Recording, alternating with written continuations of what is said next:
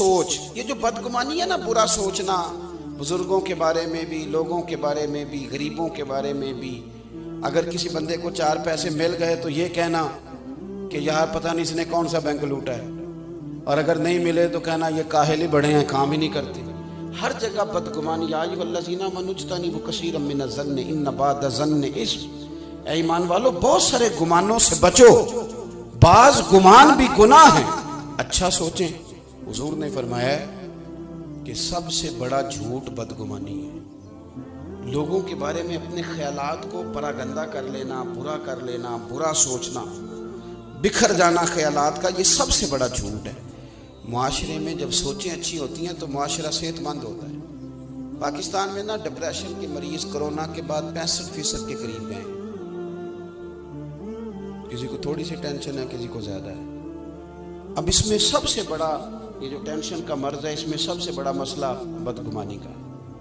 آپ ڈاکٹر کے پاس پہلے دن جائیں گے نا، مجھے ٹینشن ہے، تو پہلا سبق یہ پڑھائے گا کہ اچھا سوچا کرو، اور جو رب نے دیا اس پہ راضی رہنا سیکھو، ٹینشن ختم ہوگی۔ حضور صلی اللہ تعالیٰ علیہ وسلم نا اچھی سوچ لوگوں کے اندر لانا چاہتے ہیں، لوگوں کو لوگوں کے حق میں نرم کر دیں۔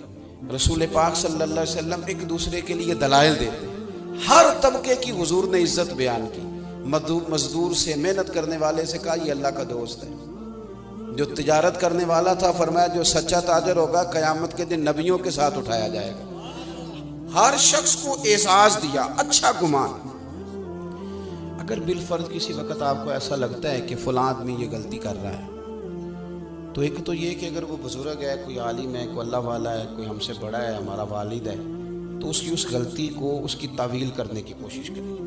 اچھا، اگر کوئی اچھا پہلو نکلتا ہے تو اچھے۔ ایک عورت جا رہی ہے تیزی سے بے پردہ گلی میں، تو بزرگ فرماتے ہیں اسے بے حیا نہ کہو، ہو سکتا ہے بیچاری کا بچہ چھت سے گر گیا ہو، دوپٹہ ماں کو یاد ہی نہیں رہا، دوڑ گئی، حالانکہ یاد رہنا چاہیے تھا اس موقع پر، لیکن کچھ ایسا کریں کہ جس سے ہمارا ذہن ہر وقت نہ الجھا رہے۔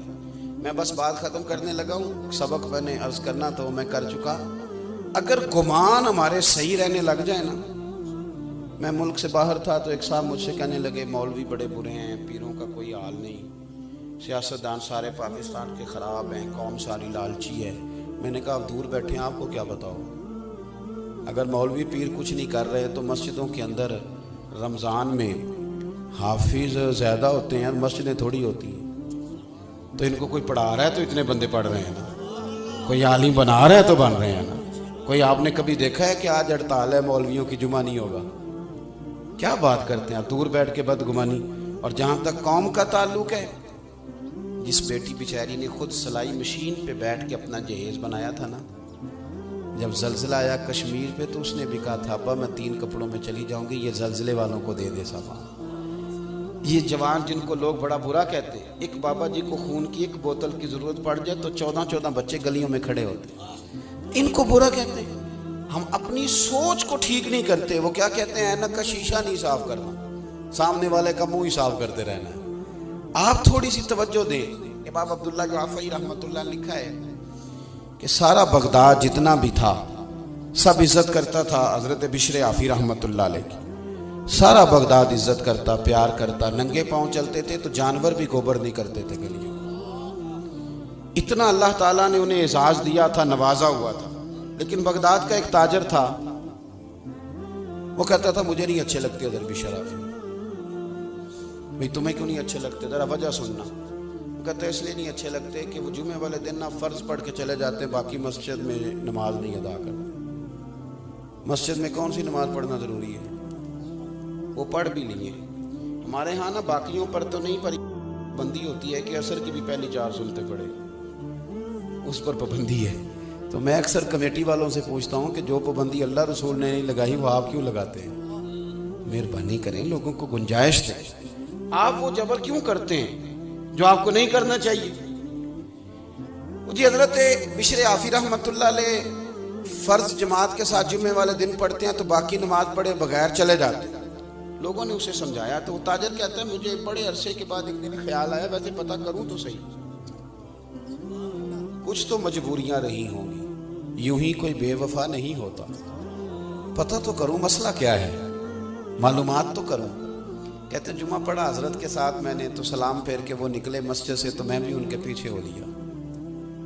انہوں نے جلدی سے جا کے نا تو ایک نان بھائی کی دکان سے نان خریدے، تو میں نے پھر بدگمانی کی، میں نے کہا اوہو پیر صاحب کو بھوک نے ستایا تھا اس لیے سنن اور نوافل چھوڑ دیے۔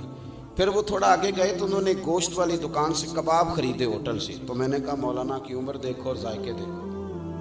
پھر وہ جنگل کی طرف بڑھے تو میں نے تیسری بدگمانی کی، میں نے کہا یہ مریدوں سے چھپ کے سبزے پہ بیٹھ کے کھائے گا۔ کہتے ہیں تھوڑا سا رستہ گزرا تو ایک کچا مکان آیا، باہر سے کنڈی لگی تھی، شیخ نے اپنے ہاتھوں سے وہ مکان کی دروازہ کھولا اور میں دیکھ رہا تھا سامنے ایک فالج کے مریض بزرگ لیٹے، اور جب وہ آگے بڑھ کے میں نے دیکھا تو ان کے منہ سے رطوبتیں نکل رہی تھیں اور وہ تکلیف میں تھے۔ حضرت بشر آفی نے پہلے سیدھا کر کے لٹایا، پھر اپنا امامہ کھول کے پانی میں ڈبو کے ان کا منہ دھویا اور پہلا لقمہ توڑ کے ان کے منہ میں ڈالا تو فرمانے لگے بابا ناراض نہ ہونا، جمعہ تھا مجھے دیر ہو گئی، ابھی تو میں نے سنتیں اور نفل بھی پڑھنے ہیں، ابھی تو میری بقیہ نماز رہتی ہے۔ وہ شخص کہتا ہے میں باہر کھڑا تھا تو میرا وجود کانپنے لگا، میں نے کہا میں کیا کہتا تھا، یہ کیا بنا، میں کہاں کھڑا تھا، یہ کیا رنگ نکل آیا۔ حضرت شیخ نے جب کہا نا معاف کر دو تو بابا جی رو پڑے، کہنے لگے میرا آگے پیچھے کوئی نہیں اور جو تھے وہ بھی مجھے چھوڑ گئے۔ بشر 14 سال ہو گئے تو روز میری روٹی لے کے آتا، تو کب تک آئے گا یار، میں کب تک بڑا رہوں گا، کب تک تو اتنا تکلف کرے گا۔ تو حضرت بشر حافی نے ان کو روتے دیکھا تو روئے، آنسو پونچھ کے کہنے لگے یہ جو رب کی اتنی رحمتیں برستی ہیں نا اور انسانوں سے لے کر جانور تک میری قدر کرتے ہیں، تو اس کے پیچھے حکمت یہ ہے کہ میں آپ کی خدمت کرتا ہوں تو اللہ نے مخلوق کے دل میں میری محبت پیدا فرما دی۔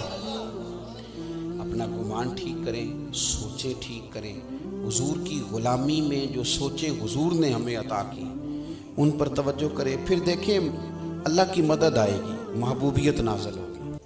جو ہم کرنے کے قابل بھی نہیں وہ کام بھی رب لے لے گا، جو بالکل سوچا بھی نہیں ہوگا کہ میں یہ کر سکتا ہوں وہ بھی اللہ کی توفیق سے ہو جائے گا۔ الجھنا چھوڑ دیں، بہت زیادہ بدگمانیاں چھوڑ دیں، بہت زیادہ کہانیاں چھوڑ دیں، نئے نئے الجھے سوالات اور بکھری سوچیں۔ اور ہمارے بچوں کا یہ کہنا کہ فلانا بھی غلط فلانا بھی غلط، تو بھئی یہ تو آپ کے ذمہ نہیں، آپ کے تو ذمہ اپنا آپ ہے۔ برے بندے نو لبن ٹریا سان جگ تے ملیا نہ کوئی، تے اپنے اندر چاہتی پائی تے میتھوں برا نہ کوئی۔ تو اس لیے حضور صلی اللہ علیہ وسلم کی جو اتباع ہے اس میں ہمیں جو نکھری زندگی ملتی ہے وہ ہمیں تازہ دم رکھے گی، پریشان نہیں ہونے دے گی، خیالوں کو آوارہ نہیں ہونے دے گی۔ اللہ کی حضور دعا کرتا ہوں جو میں کہہ سکا ہوں اللہ قبول فرمائے، گفتگو میں جہاں بھول گئے اللہ درگزر فرمائے۔